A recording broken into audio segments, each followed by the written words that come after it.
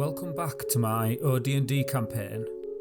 If you enjoy my content and find value in it, and would like to send a small donation over to show your appreciation and help support this channel so it can continue to grow and expand, then please visit paypal.me/TomDnD. That said, let's get into the adventure.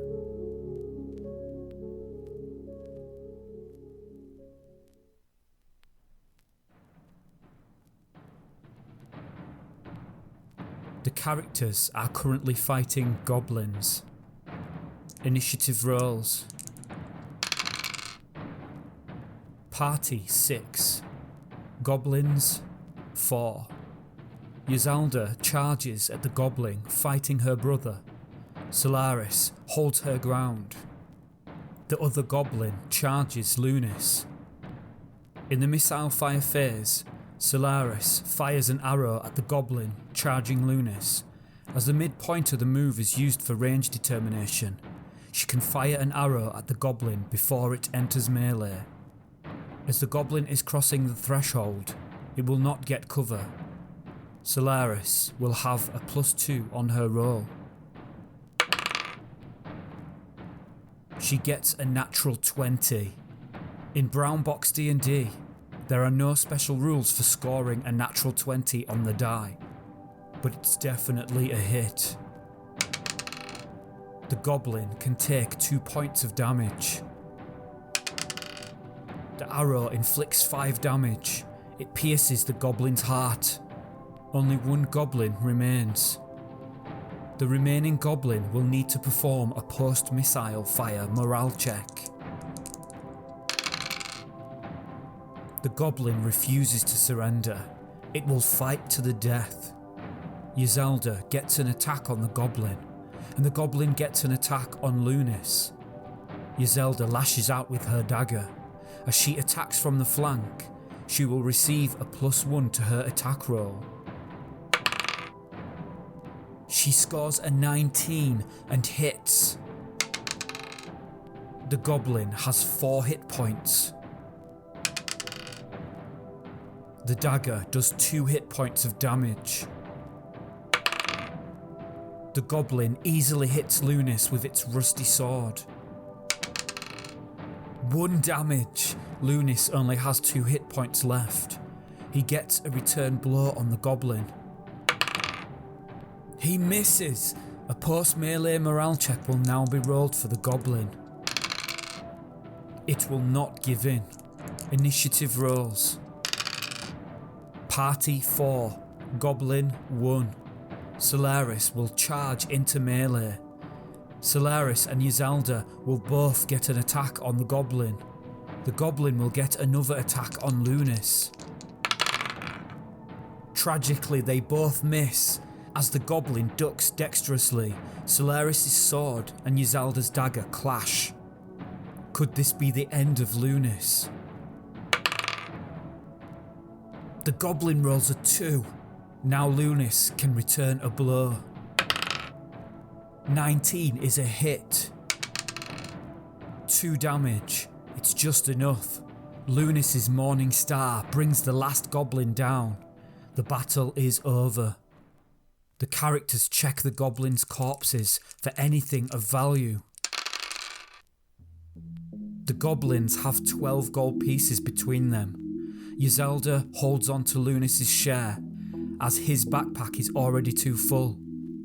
The characters decide to change their marching order at this point, as Lunis is quite hurt.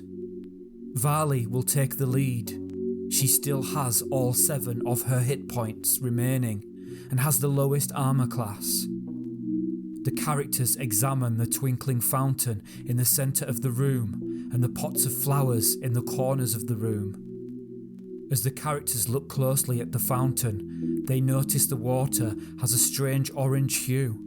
The fountain is circular, and at its centre there is a sculptured halfling woman. Her arm has broken away. The flower pots are green ornamental things with stars carved into their bust. Some of the pots are broken, leaving bits of sharp, jagged pottery lying around. Lunis picks up a jagged piece of pottery and mumbles a quiet prayer over it before dropping it into the orange-hued water. As soon as the pottery hits the water, its hue changes from orange to brown. Yzelda pulls some petals from a white rose and drops them in the water. The murky brown hue begins to clear and the water looks slightly clearer. She repeats the process several times, and eventually the water becomes crystal clear, revealing a large bronze key lying at the bottom of the basin. Yzelda retrieves the bronze key. The sculpture appears mundane, so Varley is about to inspect the flowers again.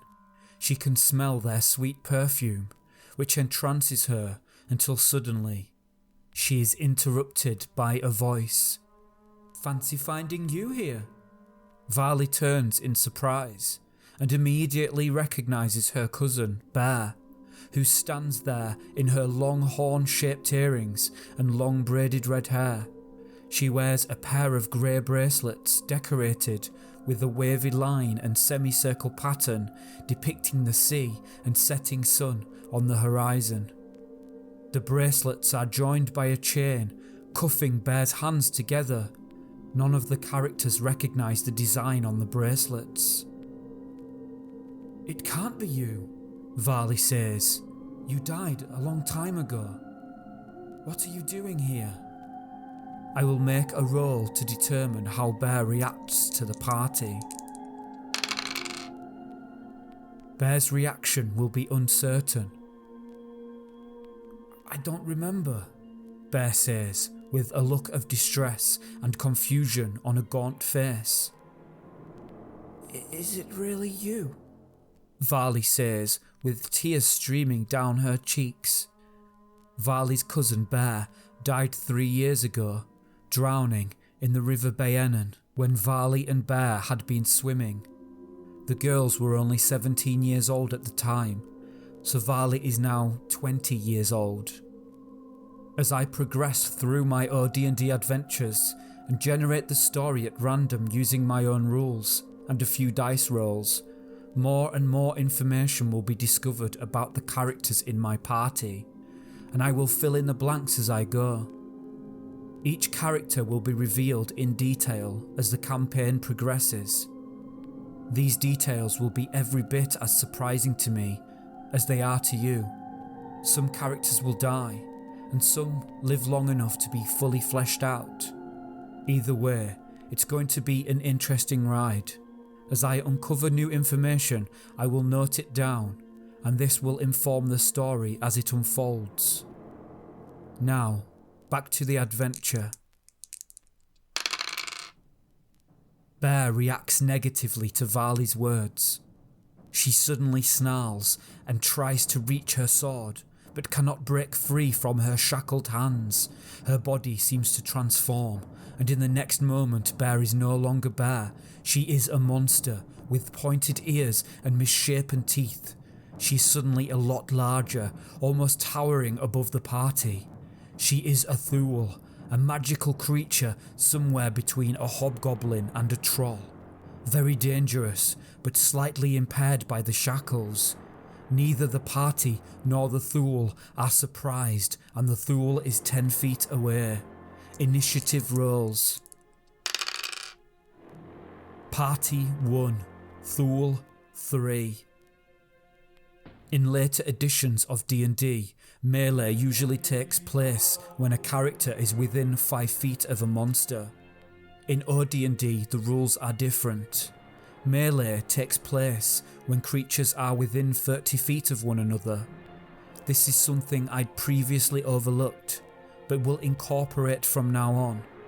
As the Thule won the initiative and therefore gets to move first, it will choose to attack. The creature lunges for Varley. Over the years, there has been a lot of speculation about the Thule. In OD&D, the monster is listed in the monster level tables given in the Underworld and Wilderness Adventures book. However, no stats for this monster appear in the Monsters and Treasure book. It was decided later that the Thule is a cross between a ghoul and a troll. I've done my best to fill in the blanks and have produced some reasonable stats for the Thule. It will be armor class 6, have 3 hit dice, and will be treasure type C. As a 3 hit dice creature, the Thule gets 3 attacks. However, due to the cuffed hands, I will rule that it can only make 2 of those attacks per round, and each attack will suffer a -3 penalty to the roll. So that's 2 attacks with penalties against Varley. The Thule needs to score a 13 or higher to hit the dwarf. 1 hit. Despite its cuffed hands, the Thule manages to claw at Varley's flesh. 4 damage. All characters can each perform a return blow on the Thule. With an armor class of 6, each character will need a score of 13 or higher to hit. 3 hits. The Thule can take 10 hit points of damage. 9 damage. The Thule has 1 hit point remaining. Round 2 of melee. The Thule will regenerate 1 hit point per round. It now has 2 hit points. With its hands cuffed, the Thule is only able to attack 1 character per round.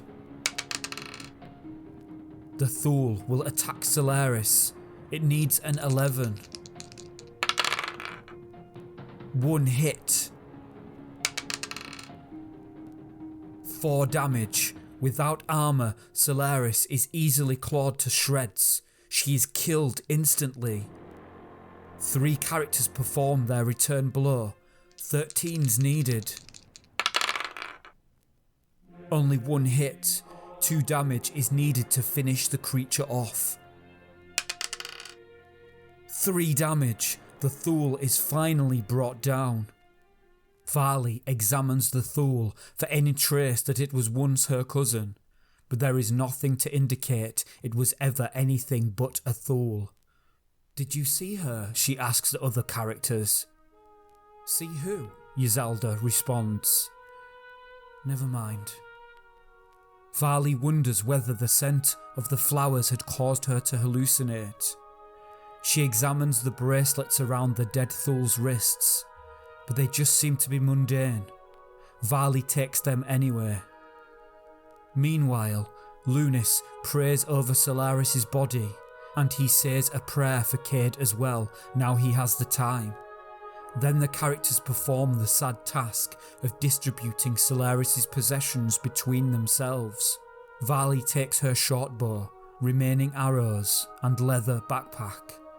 Yzelda takes her rope, rations, and water skin, and Lunis takes her belladonna and wolfsbane, as well as a large sack, which means he is now able to carry his full share of the treasure. The party redistributes the spoils evenly, and they leave Solaris with her sword to honour her in death. About a turn of time passes while all these arrangements are being made. They are not interrupted during this time. The remaining characters are in deep trouble now. 2 of them are dead, and 2 of them are seriously wounded, and they appear to be lost and possibly trapped with no obvious passage to safety. And to top it all off, it's not safe for them to return home, even if they manage to escape. Lunis offers a further prayer to the Maker for protection and a way to reach safety. The characters approach the south door, and Varley puts her ear to the door to listen. Dwarves can detect sound on a roll of 1 or 2 on a d6. This is the same for elves and halflings. However, humans only detect sound when they roll a 1. Varley cannot hear anything beyond the door. Yzelda and Varley attempt to force the door. The door is stuck fast and won't budge. They try again. Over half the turn has gone without success. All three will attempt to force the door open. This time they manage it, and the heavy door opens with a deep, loud creak that reverberates through the room beyond, which is a large room, 40 feet by 40 feet square, with 2 doors on the opposite wall. Between the 2 doors is a set of stone stairs leading up, perhaps leading to safety. Has the Maker answered Lunis's prayer? The room is cluttered with various containers. There are 2 large sacks sitting half spilled, the largest overflowing with copper pieces and a smaller one with silver. There is also a small chest lying open, revealing a small pile of additional silver pieces. There is also a smoky smell in the air, which seems to be emanating from somewhere in the room, but the characters cannot pinpoint its origin. It's not a pleasant smell like incense or wood smoke or even burning leaves. It smells more like the sickly, sweet smell of burned rotten meat. Stay tuned to find out what happens next. If you enjoyed this episode, then please give this video a like. Feel free to add a comment to let me know your thoughts. If you don't want to miss a future video, then make sure you subscribe and click the bell icon to receive a notification when I upload a new one. See you next session.